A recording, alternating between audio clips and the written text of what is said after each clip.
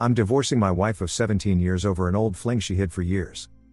1 month ago, I, 43M, found out that my wife's, 41F, male best friend, 40M, was actually her former friend with benefits, and that has enraged me to no end. Not just because they had that kind of past, but because she kept it a secret from me for all these years. To make matters worse, my sister, 40F, who is also my wife's best friend, knew about it and never told me. When we started dating 18 years ago, we agreed to cut all ties with our exes. Now I've learned that she's been lying to me about that for years.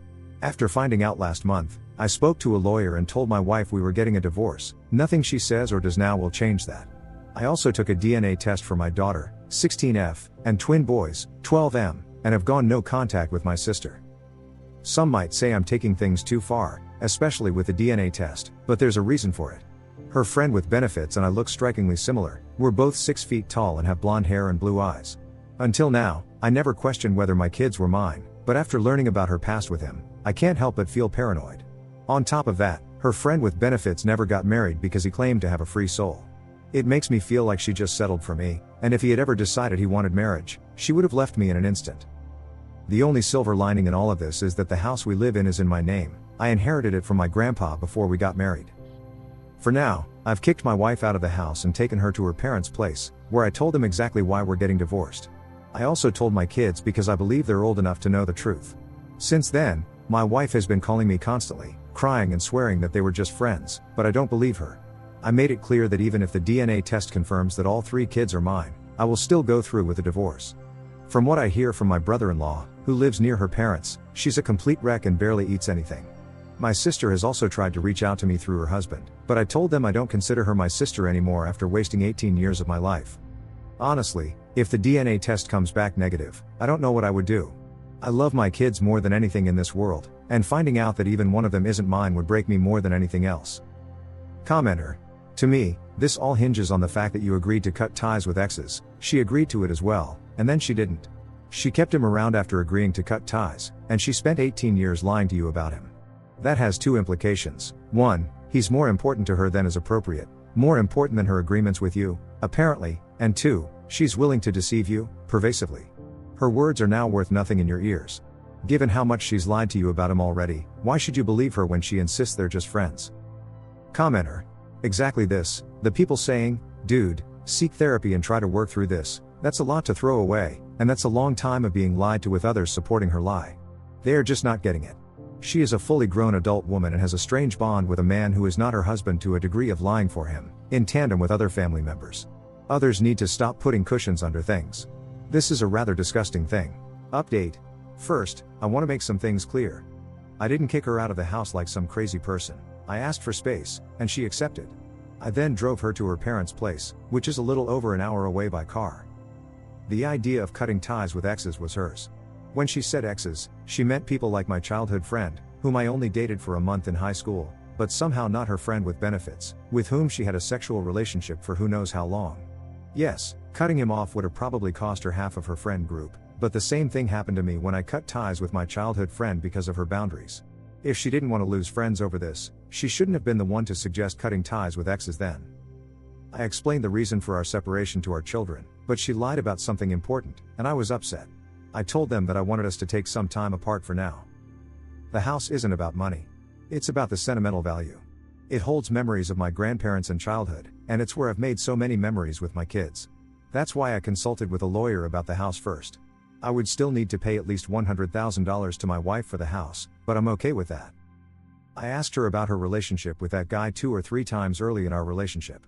She always assured me that they were just friends, but I felt insecure and asked my sister, who knew them for 4 or 5 years.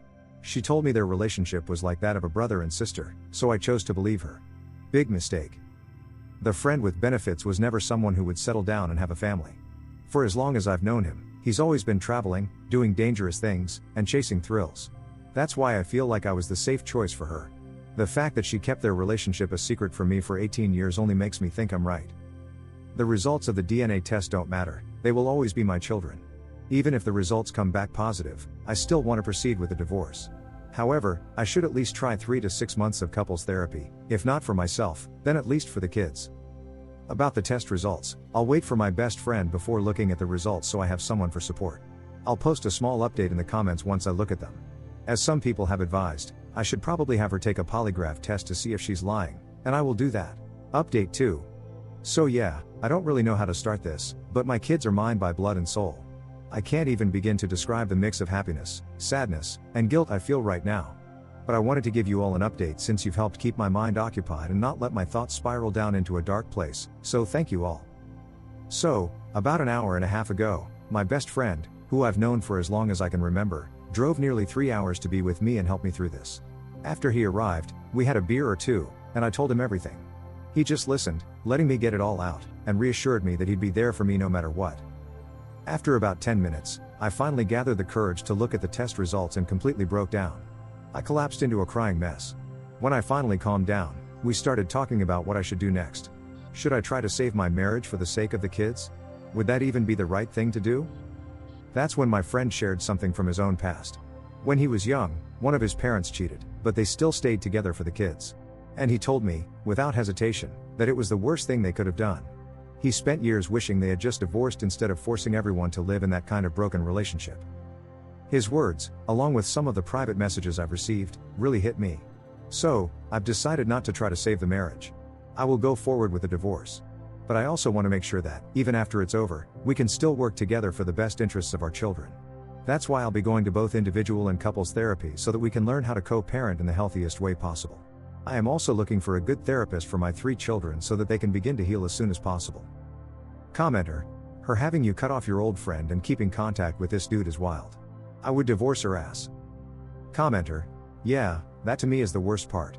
She prompted him to sacrifice his past and walk away from it completely, which he did, and then she wasn't willing to do the same thing. And then brought his sister into the conspiracy. I'm all about reconciliation, but that's too fundamental of a lie. And too long of one. I'd never, ever be able to trust her again.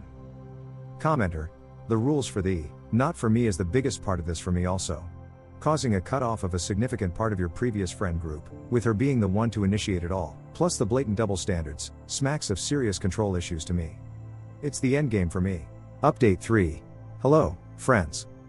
I wanted to post one final update on what's been happening after I talked with my wife when she got back from her parents. As you can see from the title, I've made up my mind to give her a second chance after going through her current phone and her old phone from about 12 years ago. We had a long conversation where I asked her why she made me cut off my exes while she still kept her former friend with benefits.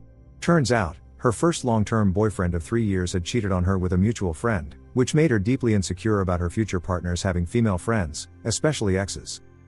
From the time we started dating until I made our relationship official after about 5 or 6 months, she was struggling with those insecurities. When I asked her to make our relationship official and get engaged, she had a conversation with my sister, who suggested that we both cut off our exes. My wife agreed, but my sister convinced her that the FWB didn't count as an ex because they had only slept together twice during a trip to Europe with some friends. Later, my wife regretted lying to me and wanted to tell me about her past with him, but my sister stopped her. She told my wife that bringing it up would only cause unnecessary stress and could even put her pregnancy at risk. Because of that, my wife decided not to tell me but tried to distance herself from him instead. Eventually, she planned to cut him off completely without me ever knowing. However, my sister had other plans. She had a crush on the friend with benefits' close friend and really liked that friend group. She knew that if my wife distanced herself, it would inevitably break up the group, so she pressured my wife into going to meetups where the friend with benefits would be, sometimes lying to her about who would be there. Another possible reason my sister did this was that she herself wanted to keep seeing her own FWB while being in a relationship and didn't want to feel guilty about it. That's the only explanation I can think of. I also asked my wife if she would take a polygraph test to prove she never cheated on me, and she agreed immediately without a second of hesitation. So we're going to try to save this marriage, starting with marriage counseling and other steps to rebuild trust. But first, she has to completely cut off that friend group and block my sister from everything. And to address some of the private messages I've been getting, no, I'm not an abuser, nor have I financially abused my wife. She has been working since our twin boys turned 2, and my mother moved in with us to help care for them while we both worked. And no, I'm not just looking for an excuse to leave this marriage because of some midlife crisis. I love my wife and my children, and not being away from them for weeks or months would be heartbreaking. Commenter: the wife's justification sounds like a young adult, who decided to blame shift rather than take accountability for their own decision. Commenter: she's putting a lot of this on your sister, I'm not sure I buy all of that story. But if she's willing to cut them all off, maybe I could let it go. Make sure she actually cuts them off. Commenter. So odd, how do you know your sister isn't just taking one for the team here because of your reaction? OP. I mean, I don't know how they could have faked messages on a phone that was in our house, hadn't been turned on in maybe 12 years, while she was at her parents' place. Commenter. It's so odd, I wipe all of my old phones. What would be the point of not doing so? I think it's too convenient. Here's decade-old contemporaneous evidence to prove my point. OP. I mean, I don't really delete everything on my old phone, either. I just transfer everything to my new phone, turn off the old one, and put it in a drawer. Commenter. People delete incriminating messages in real time. This proof is flaky. Make sure she completely cuts these people off, stay vigilant, and works to earn the trust back. Commenter. Do you believe what she says about your sister? Has she corroborated what your wife says? Also, lie detector tests, if you're actually fucking serious about that, aren't admissible in court for a reason. OP. I mean, it's not that I actually believe in lie detector tests.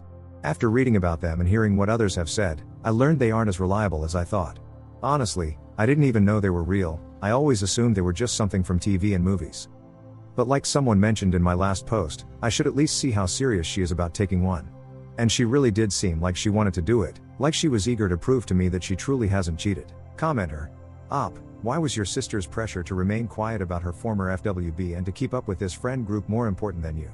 Hope this all works out for you, Op, but it definitely seems like at minimum, your wife is too much of a people pleaser for everyone outside of your marriage, and at worst is just blaming everything on others, primarily your sister, and not taking any accountability. OP.